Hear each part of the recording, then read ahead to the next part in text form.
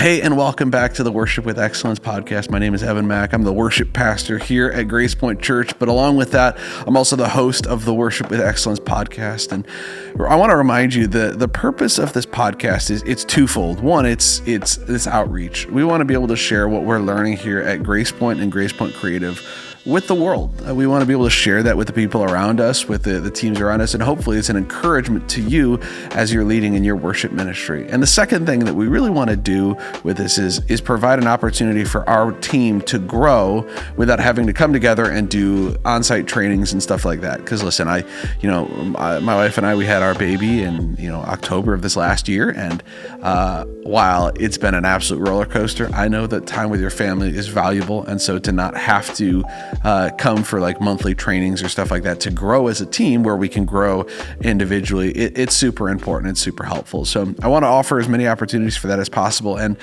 today is going to look a little different. Typically we gather together in the pursuit of excellence, right? Learning from one another, from guests and other people. But today I'm in my office and it's just me. And I have something kind of fun to share. So Easter was a couple of weeks ago. And that's kind of crazy that we're already a few weeks out now.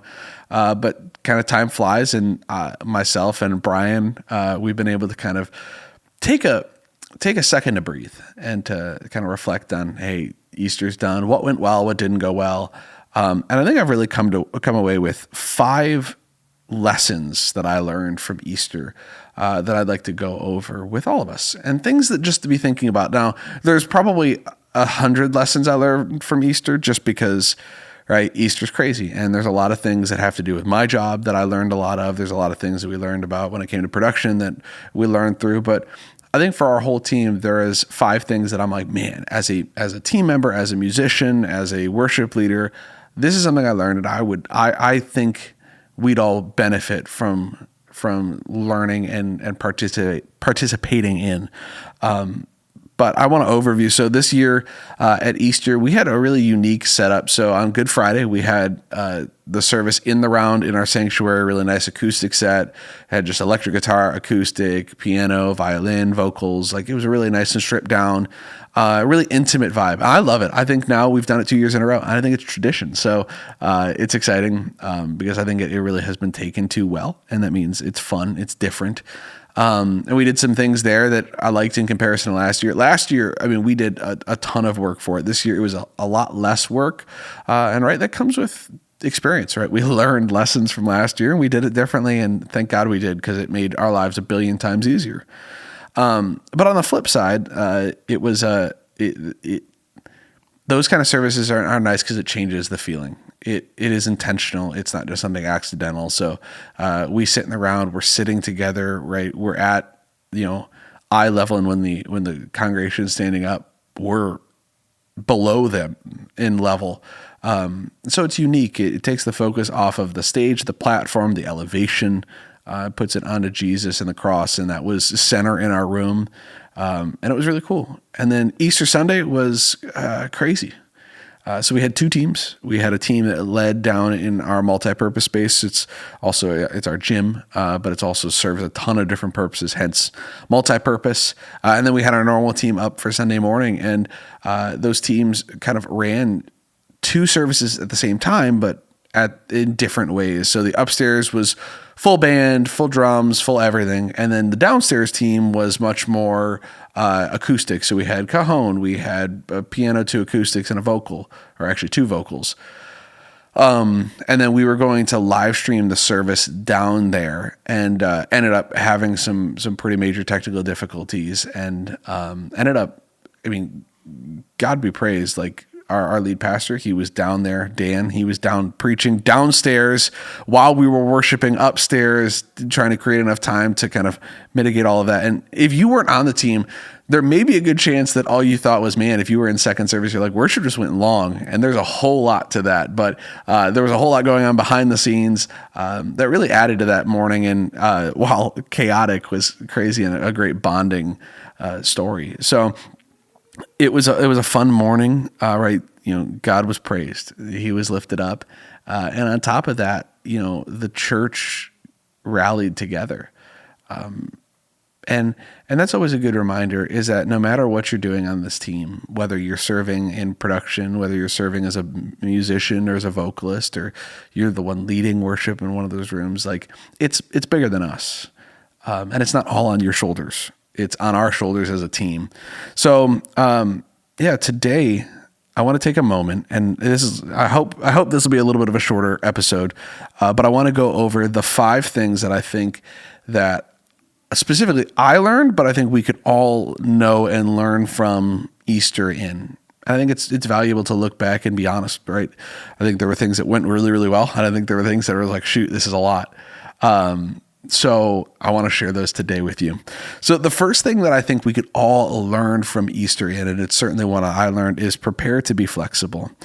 And what I mean by this is, one of the big things with a service just services in general, but specifically like a big service like an Easter or a Christmas or something like that, is that there's a ton of moving pieces. And honestly, just preparing to just play the music or just push faders or just click slides, it's probably not enough. And in general, that's probably the case. Because this isn't a recital, and it's not just you doing your thing. It's not just you playing piano or you playing acoustic or you running sound for this event. This is a service, and we're collaborating together with many different people with many different gifts. And what I mean is preparing to be flexible is that we don't just prepare to a place where, like, if we had the music in front of us, we could read it and play it. But like also preparing that, like, if stuff went off the rails, kind of like it did, that you can adapt, that you can have your eyes up, that you could be looking around, that you can be listening for guidance and for cues and adapting the set to be what it needs to be. So for example, in second service, right, we had the technical issue downstairs. And so from about, I'd say about 8:55, 9 o'clock till about 9:30, we were trying to figure out what we were going to do. So Brian was working on trying to figure out what was going on down in the gym. Dan Painter and Jim and I were talking about, hey, what's our backup plan? What are we going to do? And so what we landed on was, since we couldn't get a live stream for the sermon downstairs, that we were going to have Dan go downstairs at 9:30 right away. And actually it was probably about 9:20, 9:25 and start preaching. So he was going to go down there, start preaching, going through the message. Meanwhile, I told him that we were going to start upstairs and we were not going to stop worshiping until I saw him. So, if you were a part of that service, I had a couple people afterwards come up to me and go, like, hey, service was great. I'm like, oh, amazing. Praise God. What'd you think? He's like, oh, it was just amazing. I'm like, did you notice anything? Like, I mean, what do you mean? I'm like, anything different about the service? He goes, worship was a little long. And that was absolutely true. So about a minute before service started, I'm running up on stage because I just told Dan, hey, I'm not stopping until I see you in the room. And I'm walking up on stage and I'm like, shoot, I'm not playing an instrument. Like I'm not playing acoustic. I'm just singing. And I'm like, I need something to be able to carry a melody when it comes, just chord structure and be able to play that. So I told Mike Courtney, I'm like, Mike, I need your guitar. So I just grabbed it from him and he was, super willing to let me do that and step back and allow for me to take that from him. And thank God. Part of the thing I learned was that, earlier that week, my plan was I was tentatively going to play acoustic, and praise God, I practiced those songs. So I knew how to play them. I knew how the chord structures fit together. I knew what chord variations I was going to play. And like, I was good to go.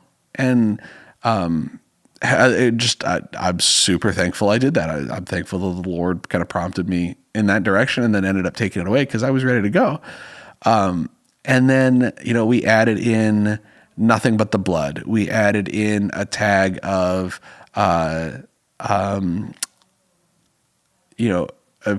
we edited a couple of choruses in there. We redid Part of the Blood again. We tagged that bit. We tagged Worthy of My Praise. And then we ended up moving one of the songs from the end of the set. One Thing Remains. We moved that from the response of the message up to the main set. And like I said, the lesson from that for me was if that we're so bound, like we can only operate in the way that things were meant to be on the service order.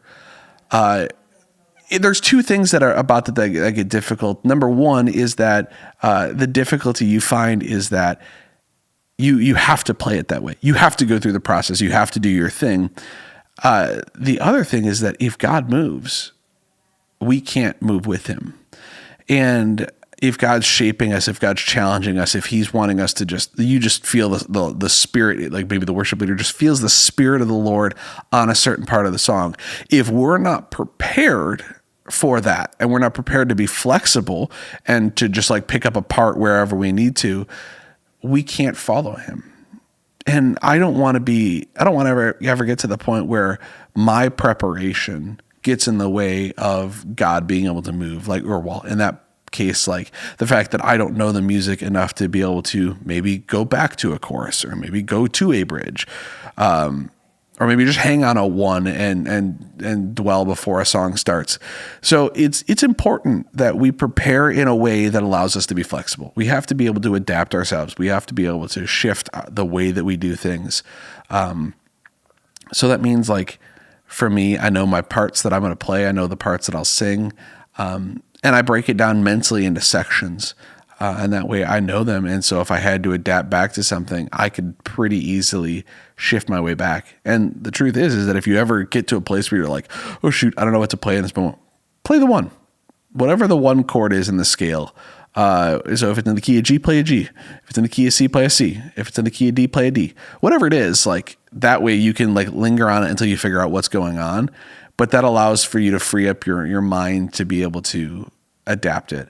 And that's why we prepare to be flexible, is so that our mind can be free to ask the Lord, God, what do you want to do in this moment? To be with the Spirit and say, Lord, lead me in these moments. Because that's what I was doing when I was leading that set. Thank God I practiced, or else I would have been all focused on, hey, how does this chord progression go? Instead, I was able to just play the chords. And in that time where maybe I would be, mentally thinking about the chord structure and how that goes, I was able to, be praying and going, God, even while singing, God, what do you want to do in this moment? And, that led me into, hey, we're going to do praise, you're worthy of my praise. We're going to do nothing but the blood. We're going to tag that line. We're going to go for another song. And that, like I said, it freed me up quite a ton. So think about when you're preparing for worship, that we're not just preparing to play songs like it's karaoke. Prepare in such a way that you're ready if the Lord moves, and we're flexible to move with him. And that looks different for each person. But for us as a team, I think generally that just means that when we say, hey, come in ready and knowing your parts, it's not so much that we have to rely on anything to know them. That if we have to adapt, we can adapt pretty quickly.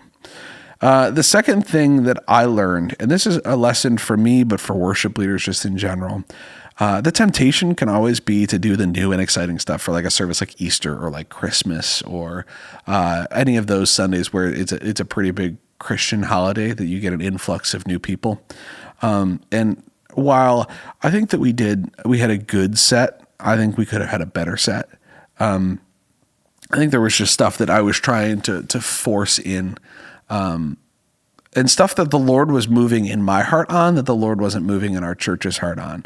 And that's always tough to discern, because you get this excitement and like this pure worship from your own heart when you hear a song. You're like, for me, it's The Blood. I love that song. The bridge, it's never been about performance, perfection, or striving for acceptance. Let me tell you, it's only by the blood. That's such a cool line, and it keeps going. It just keeps getting better and better. The kicker with it is that our congregation isn't there. I've been worshiping to that song for months now, but our church isn't there.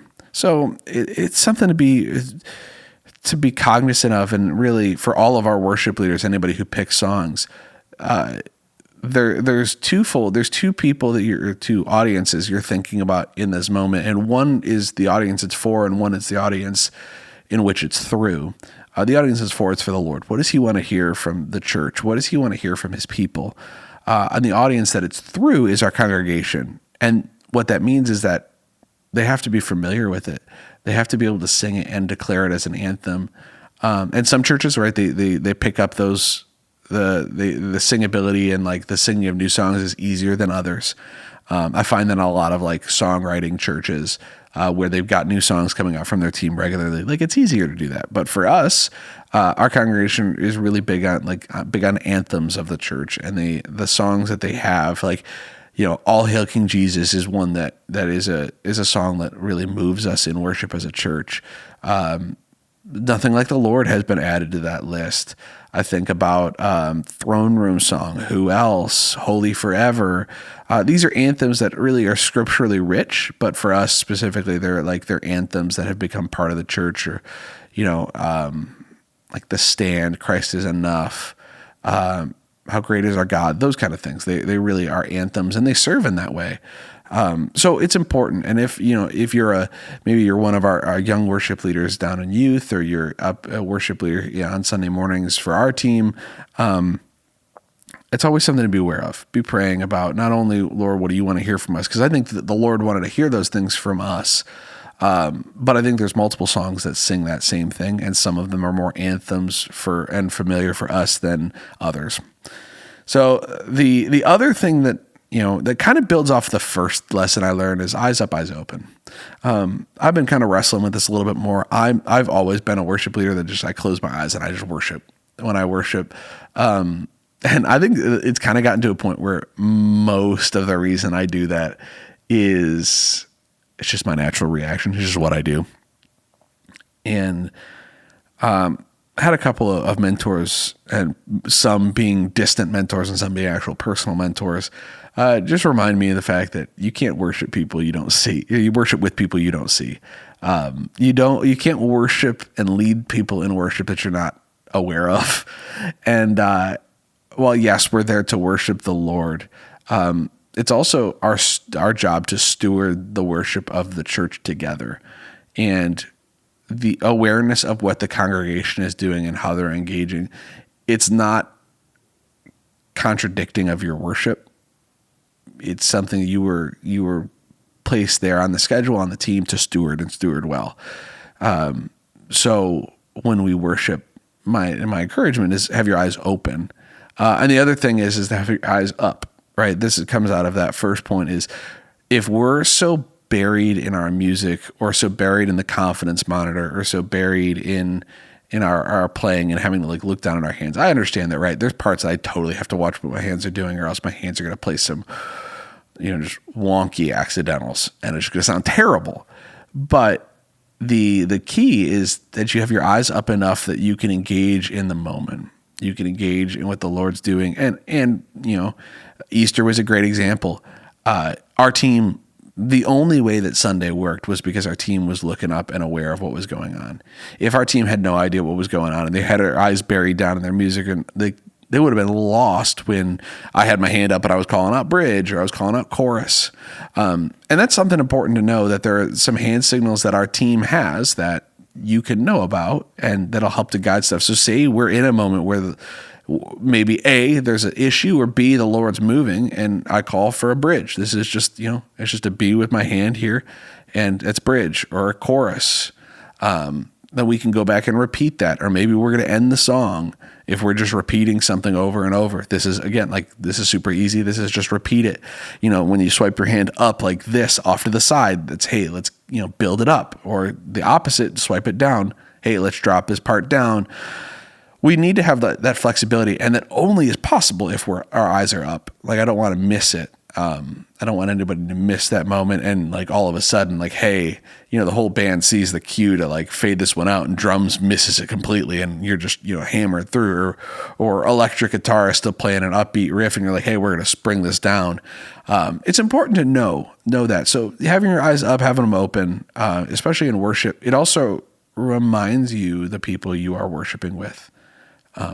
And reminds you of your care to steward that well. You're not just up there to worship and hope that people follow in your footsteps. Your call as a worship leader is to encourage people to worship, and you have to have an awareness of those areas. So I've learned a lot by watching our congregation as I worship, and taking inventory of hey, here are the areas that our congregation thrives in. Here are the areas that we struggle in when it comes to worship, and then remembering, it's not they are just on their own going to grow. It's that we have to disciple and shepherd them along. So that's point 3. Have your eyes up, your eyes open. Point 4 is is really a note for us on staff, but also it's just good to know in general. Double test everything on a service like that, a morning like that. Check everything twice, 3 times. Double check it all. Like I remember before we hired Brian, I remember I used to get so anxious and so like, oh my goodness, I'd be up Saturday nights anxious because I'm like, did I get that done? Did I get that done? Did I get that done? If you double check everything, there's a peace of mind. It's kind of like it's the same feeling of did I leave the stove on? Did I lock the door? Or if you use a curling iron, is that still on in the bathroom? Like, it's that same feeling of like that anxiety of like, shoot, did I get my job done? But if you double checked it and you can verify for yourself that you've done it, lovely, then you're good to go. I've heard of somebody, a friend of mine, take it so far as to when they know they have stuff like that, they take a picture of what they've done to remind themselves and let them know, hey, on these moments where I'm super anxious, I've checked it. We're good. I've got it. We're settled. So it's worth it. Double check it all. That way you can take the stress off. Because if we're stressed out going into rehearsal, odds are we're not going to de-stress ourselves. We're just going to continue to be stressed. And then if we're stressed through rehearsal, we're going to be stressed out when we're in between services because we're going to be scrambling to figure things out and make sure everything's done last minute. And then if we're stressed out during that in-between time, we're definitely going to lead stressed. And as a leader in general, anywhere you lead, wherever your stress is presently at is the floor for everybody else you're leading. So if you're a stressed out individual, and you're leading people, that's where your team is starting from. So it's always important. Take a breath. Make sure you've double checked it in advance. If stuff happens. But at least you can verify for yourself. You're like, hey, I checked it. We're good. We're chilling. And then the last one is this. This is the last thing I learned is always prepare a backup plan for this one. For a set like this, for acoustic, or for like any acoustic sets, we do this a lot. But for any of these big services, always have a backup plan. I was planning on playing acoustic, like I mentioned before, and I thank God for the fact that I was planning on it, because it meant that I could step in really easily and be able to lead and be able to adapt it, and really be able to make that service actually work the way that it ended up working. So. It's always important to kind of have an idea, for electric guitar. I know that some of our team, some of them will occasionally bring a second guitar. For me, I would just make sure that I know the fretboard enough that I can go, oh shoot, if I lose my high E string, or I lose my G string or my B string or whatever, those are the ones I typically break all the time. If I lose one of those, what do I do? And right, it's not the part won't be as easy because typically I'm playing it the easiest way that I can, because who plays a part more difficult than they have to? So I double check that the part is the easiest way I can do it. And then, hey, if I got to adapt it, what the heck do I do? Do I go up a fret? Do I go, where do I have to go on the guitar strings to make that part happen? And sometimes you have to truthfully modify the complete song and the complete way you play it. Sometimes you can adapt it. And right, the same goes for anything else. Like, if something goes on and something happens, like what do you do? How do you attempt to remedy that in the moment?